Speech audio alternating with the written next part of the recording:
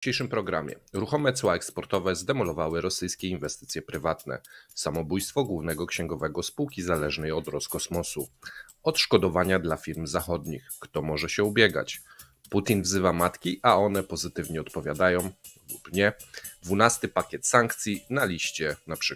LPG i na koniec Rosjanie rozważają wprowadzenie języka arabskiego w szkołach. Zapraszamy. Dzień dobry, witajcie kochani, z tej strony Mateusz Lech oraz wasz ulubiony prezenter Paweł Jerzowski. Witamy kolejnego dnia w Cepie. Z góry dziękujemy za wszystkie lajki i komentarze, za subskrypcje. Jeżeli oglądacie nas po raz pierwszy, a spodoba wam się ten odcinek, można nacisnąć klawisz subskrypcja, to jest bezpłatna, dzięki temu będziecie mogli oglądać takie oto obrazki jak rosyjska wersja Tesli. Proszę bardzo, kilka sekund można się przyjrzeć temu wspaniałemu designowi. Myślę, że wszystkim się spodoba. Jeżeli macie jakieś uwagi co do projektu, możecie napisać w komentarzach pod filmem. A ja nie przedłużając, przekazuję głos Pawłowi oraz jego paskowi z walutami i całą sytuacją ropno-gazowo-giełdową. Zanim przejdziemy do paska, chciałbym zachęcić wszystkich do subskrypcji. Ponad 1 milion wyświetleń miesięcznie, ponad 150 tysięcy unikalnych widzów. Większość z Was subskrybuje, ale jest druga część, która jeszcze tego nie robi. Jeżeli nie chcecie przekapić ciekawych materiałów, można włączyć dzwoneczek, kliknąć subskrypcję, będzie łatwiej odnaleźć nasze materiały. Mateusz się uśmiecha, a więc przechodzę do paska.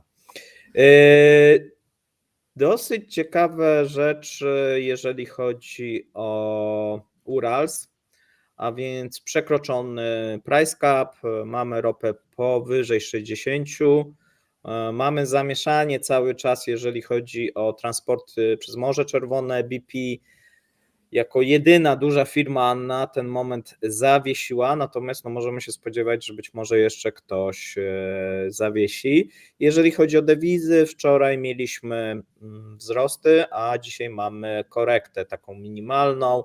Można powiedzieć, że jest stabilizacja. Jeżeli chodzi o rosyjski gaz, to ten rosyjski gaz w tym momencie około 35 euro za megawattogodzinę.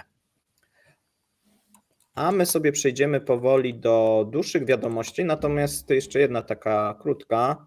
W Petersburgu ma być ulica imienia Prigorzyna. To jest bardzo ciekawe. To jest niesamowite. Tak. To chyba jeszcze się... Jeszcze do nich nie dotarły informacje, że on jechał na Moskwę. Więc to będzie bardzo, bardzo ciekawe, jak ktoś będzie oprowadzał na przykład wycieczkę po Petersburgu, mówiąc, znajdujemy się na ulicy Prigorzyna, to znany zbrodniarz, kryminalista, który planował pucz, ale Putin go odstrzelił tak, w samolocie. To jest takie ku pamięci, pamiętajcie co się chyba dzieje. Tak, ku pamięci, nawet specjalnie tak. ulicę mu. Może to będzie ku pamięci odstrzelenia Prigorzyna, więc może to takie... że tak nazwać, że nie Prigorzyna, tylko ku pamięci odstrzelenia. No można i tak. Zaczynamy, słuchajcie, dosyć ciekawą informacją, którą nieskromnie przewidzieliśmy. Ruchome cła eksportowe zdemolowały rosyjskie inwestycje prywatne. Jakiś czas temu, pamiętacie, mówiliśmy, że Rosjanie zwariowali, wprowadzili cła eksportowe ruchome zależne od kursu rubla w stosunku do dolara. No i mamy pierwsze efekty. To znaczy z tego powodu ten kurs za bardzo się wtedy nie zmienił. Zmienił się dopiero jak i tak trzeba było wprowadzić nakaz sprzedaży waluty, a więc te cła eksportowe nikomu są niepotrzebne, miały doprowadzić do zwiększenia przychodów państwa. Te przychody nieznacznie się zwiększyły, natomiast spowodowały efekt taki przewidziany przez nas, natomiast przez rząd nieprzewidziany, a mianowicie rosyjskie inwestycje prywatne w sumie zamarły. No i mamy wypowiedź Aleksandra Szochina, to jest prezes Rosyjskiego Związku Przemysłowców i Przedsiębiorców, który powiedział, że ze względu na cła eksportowe, które zostały wprowadzone przez rząd od października, większość firm zawiesiło swoje projekty inwestycyjne. I co ciekawe, również po październikowej podwyżce ceł zostały wstrzymane projekty w ramach takiego dużego programu rządowego Porozumienie o ochronie i promowaniu inwestycji kapitałowych. No i tutaj pan Szochin mówi, że te inwestycje to zostały zatrzymane, ponieważ obciążenia fiskalne zmieniły się zbyt znacząco.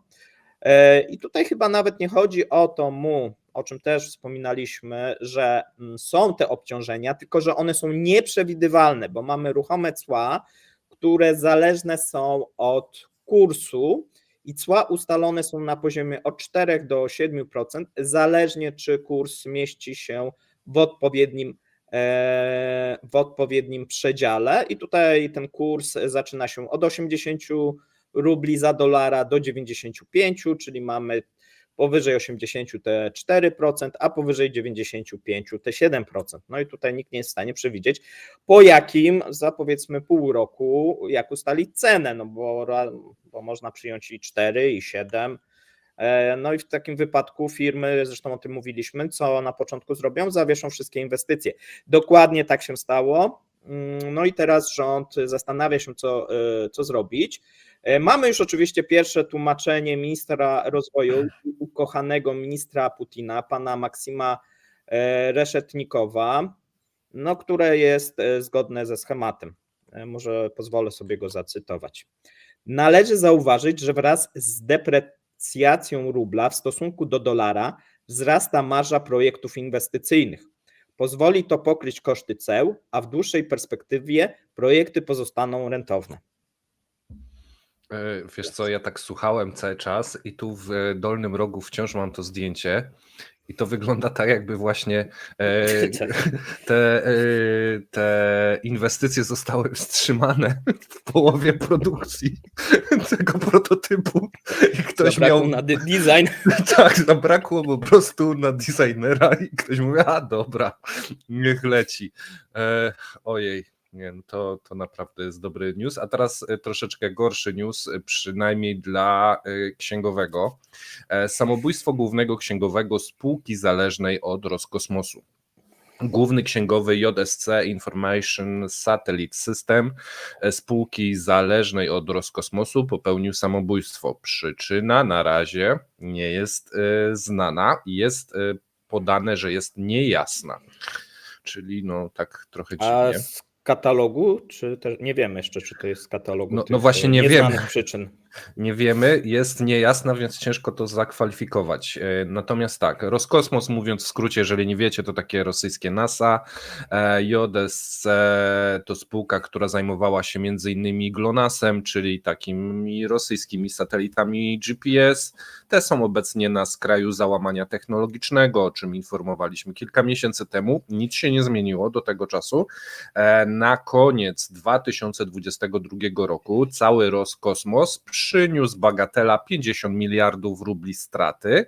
W 2021 roku stracili kolejne 30 miliardów. Za ten rok jeszcze nie ma informacji, więc tam jest równia pochyła. Przed wojną zagraniczni klienci zapewniali 10-20% budżetu rosyjskiego programu kosmicznego, ale tych pieniędzy też już nie ma. Tymczasem państwo tnie wydatki na przestrzeń kosmiczną, aby zaoszczędzić pieniądze dla armii. Zgodnie z ustawą budżetową przyszłoroczne środki na państwowy program, i tu jest taka bardzo ładna nazwa, rosyjskie działania kosmiczne. W najbliższych 3 latach budżet zostanie Roskosmosu zmniejszony z 287 miliardów rubli obecnie do 258, czyli około 30 kolejnych miliardów i taka sytuacja będzie na pewno trwała do 2026 roku, gdy doliczy się inflację i ubytek związany z nieobecnościami zachodnich firm. No to sytuacja rosyjskiego przemysłu kosmicznego wygląda tak, jak zachowanie tego księgowego. Niestety się nie dzieje za dobrze w tej branży. Oddaję Ci głos, Paweł. Tak, słuchajcie, dzisiaj będziemy mówić sporo na temat 12 pakietu sankcji, pewnie więcej po południu.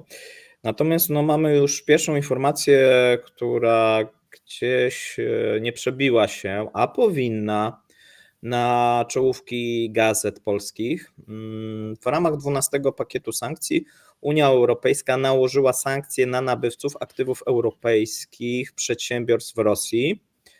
Czyli o co chodzi? Chodzi o to, że jeżeli ktoś nabył aktywa europejskich przedsiębiorstw w Rosji i one zostały przejęte siłą przez rosyjskie państwo, mamy kilka takich przypadków, to kraje Unii Europejskiej będą mogły konfiskować już zamrożone rosyjskie aktywa. Dotyczy to również nabywców aktywów nieeuropejskich przedsiębiorstw i tutaj będzie to bardzo ciekawe w przypadku azjatyckich firm. I mówimy tutaj o takich firmach jak na przykład Danone, Baltika, Unipro, Fortum, jak i również majątki firm, które w tym momencie są do końca niewyjaśnione, czyli jeszcze są już przejęte, ale jeszcze nie do końca. I tutaj można liczyć się z tym, że oprócz tego, że zostały nałożone sankcje, to również została otwarta szeroka droga do odszkodowań. Czyli jeżeli z jednej strony ta firma, która przejęła, tudzież rosyjski rząd zostanie obłożony sankcjami, ale firma, która straciła w ten sposób majątek, może ubiegać się o odszkodowania. I to dotyczy zarówno firm z Unii Europejskiej, jak i firm spoza Unii Europejskiej, w tym firm amerykańskich i firm azjatyckich. I tutaj mówimy o kilku takich kontraktach, czyli przejęcie Sachalina 1-2 przez Rosniefti i przez Nowatek. No i tutaj będą wielomiliardowe, prawdopodobnie, jeżeli zostanie to do końca sfinalizowane, wielomiliardowe odszkodowanie dla Shella i dla ExxonMobil, jak i również mamy sytuację, że w tym momencie rosyjskie Ministerstwo Przemysłu Handlu postawiło ultimatum LG i Samsungowi, że do 1 stycznia mają wznowić produkcję lub sprzedać swoje fabryki zainteresowanym firmom, bo LG i Samsung wycofało się z Rosji, ale w tym momencie zawiesiło tą działalność, a te fabryki nie zmieniły właścicieli. Rosjanie żądają, żeby albo produkowali, albo się sprzedali. No i w tym momencie, jeżeli okazałoby się, że od stycznia Rosjanie przejęliby siłą te fabryki, no to do europejskich tutaj sądów, powołując się na ostatni pakiet sankcji, te firmy mogą się zgłosić po odszkodowania. A co miałoby być przedmiotem odszkodowania? Rosyjskie oczywiście mienie w Unii Europejskiej. Tak. Czyli tutaj o tym też mówiliśmy wielokrotnie, zaczyna być kolejka. Wszystko wskazuje, że najpierw w ramach, zauważcie, że mamy uchwalone, że zyski z zamrożonych aktywów mają iść na rzecz Ukrainy, natomiast jeżeli chodzi o zamrożone aktywa, to w pierwszej kolejności dostaną te aktywa firmy, które zgłoszą się po odszkodowania w stosunku do Rosji. Czyli tu możemy liczyć się z tym, że te majątki będą licytowane i przejmowane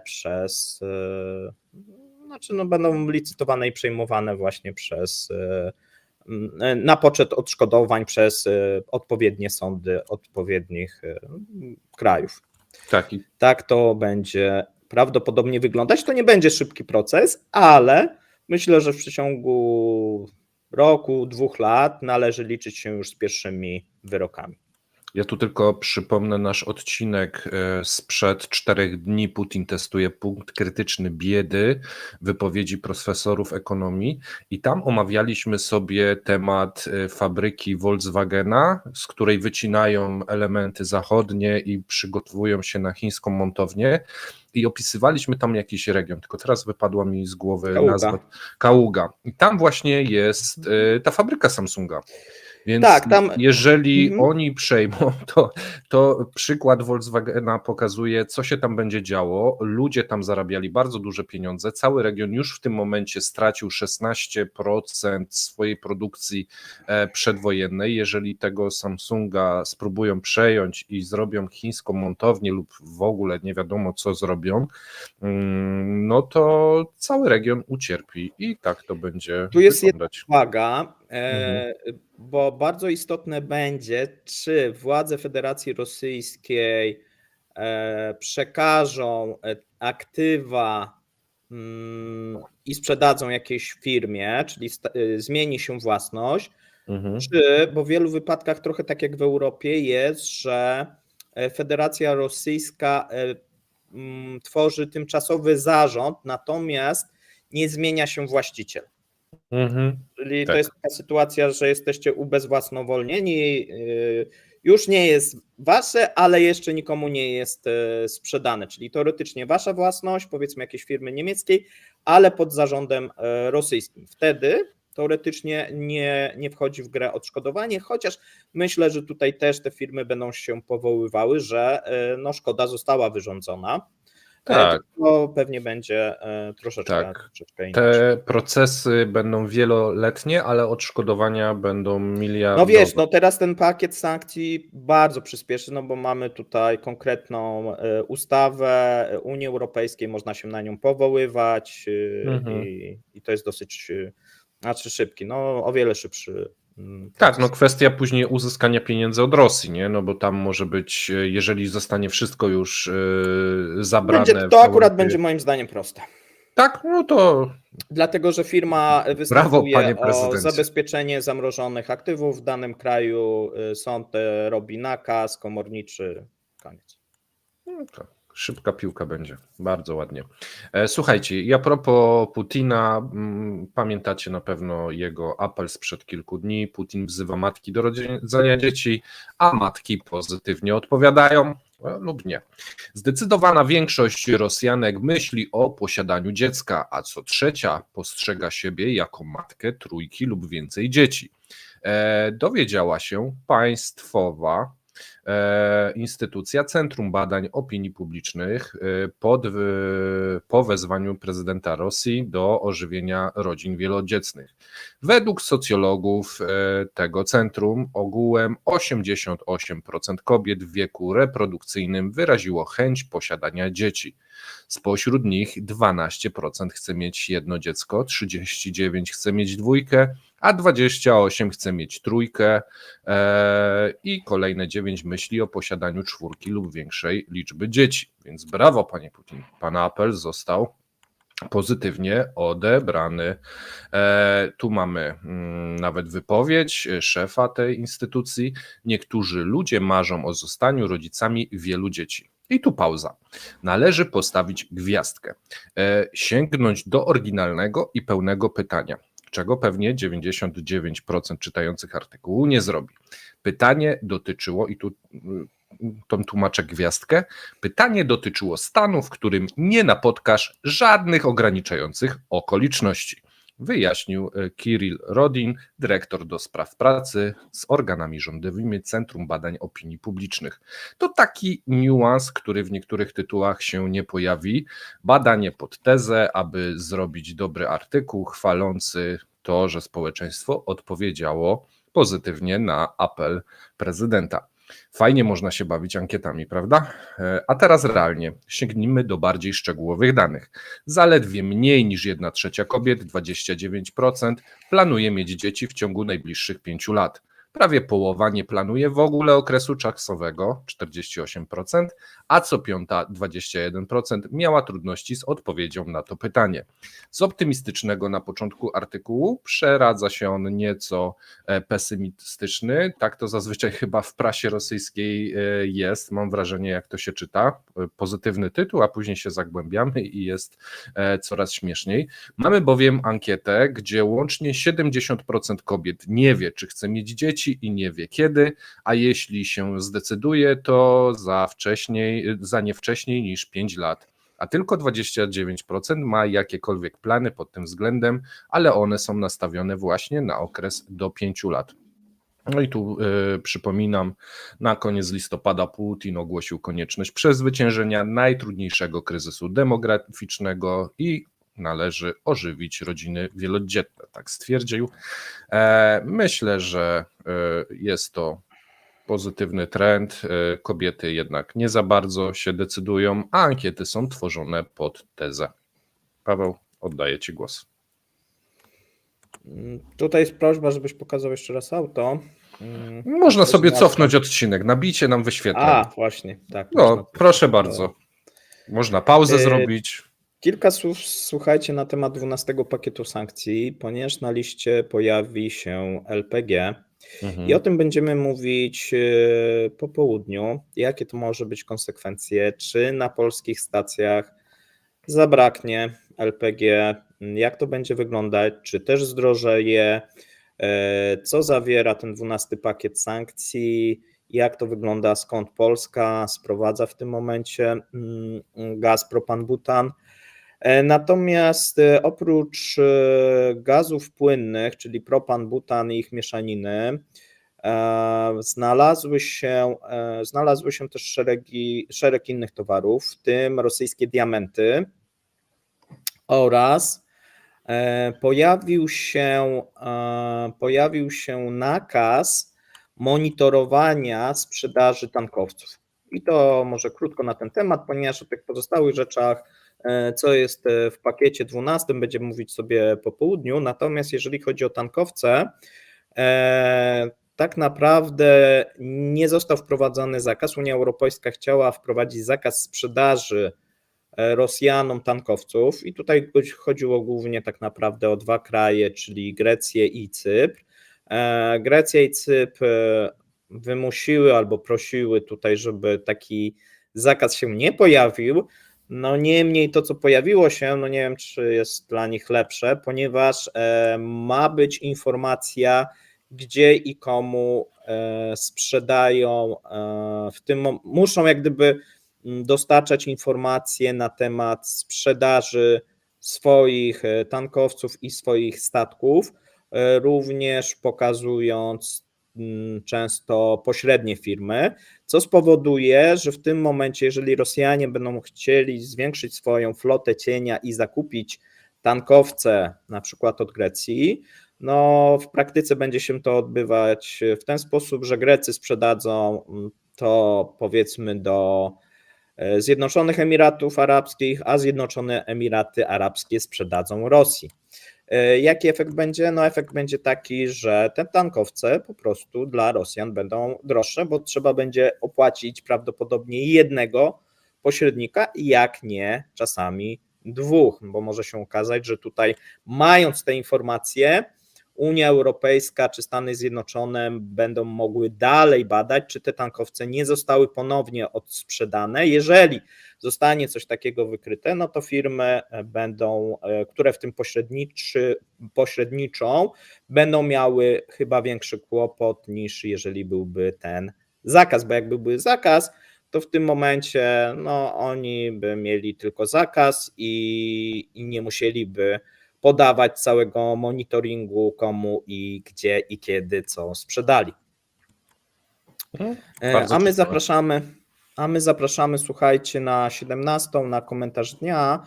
Powiemy sobie o tym, co może stać się z diamentami, co może stać się z LPG oraz jeżeli chodzi o zakaz importu z Rosji żeliwa konwersyjnego na przykład, bo również tutaj mamy tego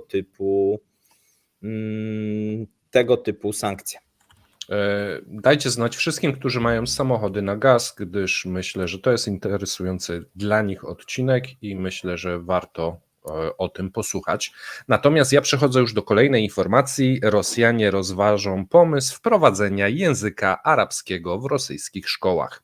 Szef Federalnej Służby Nadzoru nad Oświatą i Nauką, Anzor Musaev, powiedział, że Wydział Oświaty rozważa możliwość nauczania języka arabskiego w rosyjskich szkołach. Przemawiając 17 grudnia w moskiewskim meczecie katedralnym, Musaev zauważył, że propozycja nauczania języka arabskiego jako odrębnego przedmiotu pochodzi od duchowej administracji muzułmanów Federacji Rosyjskiej.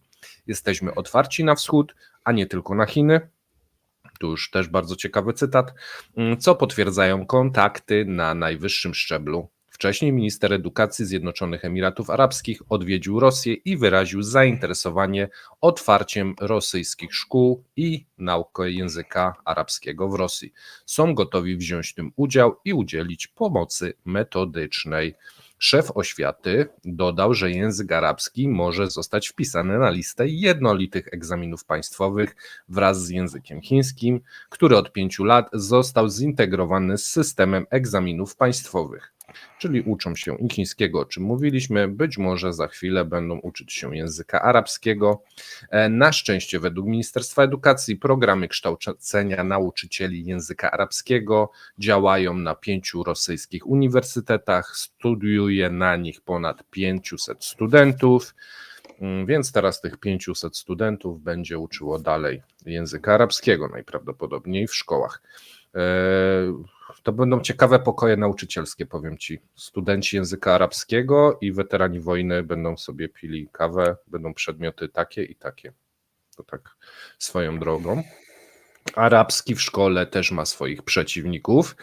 Wśród nich jest członek Rady Praw Człowieka Federacji Rosyjskiej, Kirill Kabanow, który obawia się, że język Koranu w szkołach republik narodowych wbije jedynie klin w jedność narodów Rosji, zwłaszcza jeśli nie ma na to wystarczającej liczby świeckich nauczycieli. No tak, w sumie tak. I tu mam cytat. Arabski może prowadzić do wzrostu nastrojów ekstremistycznych i radykalnych muzułmanów oraz rosnącego wpływu niebezpiecznych zasobów w języku arabskim. Aby rozwijać współpracę międzynarodową z krajami arabskimi, konieczne jest wzmocnienie programów studiów orientalnych na uniwersytetach, ale szkoły mogą równie dobrze ograniczać się do przedmiotów do wyboru. I tu jest jeszcze zdanie pani Natalii Dubininy, prodziekana Wydziału Filologicznego. W przypadku rzeczywistego przejścia na islam, zwłaszcza na radykalny islam w wyniku nauki języka arabskiego, no, są takie możliwości, ale jest to niewielkie zagrożenie, a propaganda pod przykrywką nauczania języków może być prowadzona krótko, może zostać zatrzymana, no więc tutaj próbują tonować nastroje, natomiast coś w tym jest, że jeżeli się ten język arabski pojawiłby w szkołach, no to łatwiej jest później sięgnąć po Koran, łatwiej jest później gdzieś dotrzeć do tej młodzieży, no ale to chyba temat na dłuższy odcinek, dłuższe dywagacje, bo na razie jeszcze w ogóle nie wszedł ten język, więc to tylko taka informacja z wyprzedzeniem. Paweł, jeżeli masz coś jeszcze do dodania, to wrzucaj, a ja już skończyłem. Znaczy ja z panią się nie zgadzam, z tym wcześniejszym panem się zgadzam i z tobą się też zgadzam i tymi zgodami chciałbym zakończyć dzisiejszy odcinek i zaprosić na komentarz dnia. Miłego dnia, trzymajcie się, cześć. Cześć.